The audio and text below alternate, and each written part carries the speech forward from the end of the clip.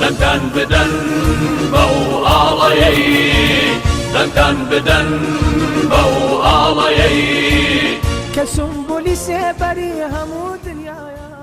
لە سنووری مەڵبەندیەکی ئەڵەبجەی کۆمەڵی ئیسلامی شەوانە چەندین تیمی گەڕۆک لە ئەندامان و کادیرانی کۆمەڵ شەو و ڕۆژیان خستوەتە سەرێک بۆ سەرخستن و کارکردن بۆ لیستی 104 کۆمەڵی ئیسلامی و شەقام و ڕێگا سەرەکیەکانی شارەکە بە پۆستەر و ئاڵاو دروشمەکانی لیستی کۆمەڵی ئیسلامی ڕووپۆش دەکەن. واللهی لیستی کۆمەڵ ئەوەی ڕاستی بە لیستێکی ساحب مووقف لیستێکی خزمەتکاری هەژاران و لیستێکی بە مووقیف ئێمە ژەمانەوێ ئەم لیستە بە پشتیوانی خوای پەروەردگار و پاشان بە هەوڵ و هیمەتی برایان و دۆستان و دڵسۆزان ئەم لیستەی شەڵا سەربخێن و دەنگێکی باش بێنێ.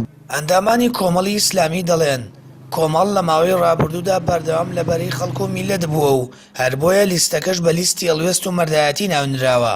دەژڵێن بێ هەستکردن بە ماندووبوون و بە گەرم و گوڕیەوە بەردەوام دەبن تا متمانەی زۆرترین خەڵکی کوردستان بەدەست دێنن.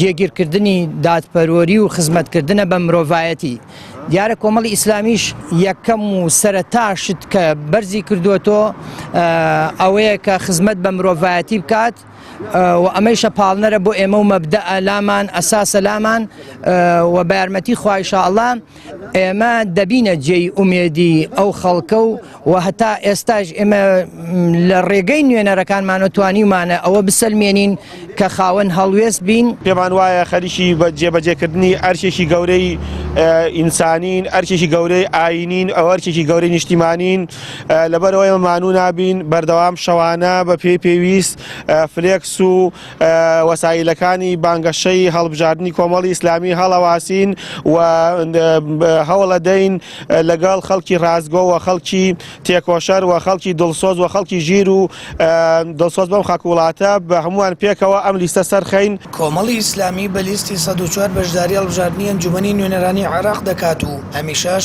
دوو پاتی دەکاتەوە بە خزمەتکردن و چاکسازی و دادگەری بەردەوام دەبێت و بۆ ئەو ئامانجەش تێدەکۆشێت لە ڕێگەی نوێنەرەکانیشەوە ئەوەی سەلماندووە کە خاوەن هەڵوێستە و هەوڵ دەدات ئاسایشی کۆمەڵایەتی و سەروەربوونی یاسا و خزمەتگوزاری لە هەرێمی کوردستان بچەسپێنێت. هەر بۆیە لە ڕێگەی ئەندامەکانیەوە بە بەردەوامی هەوڵی سەرخستنی لیستەکە دەدرێت.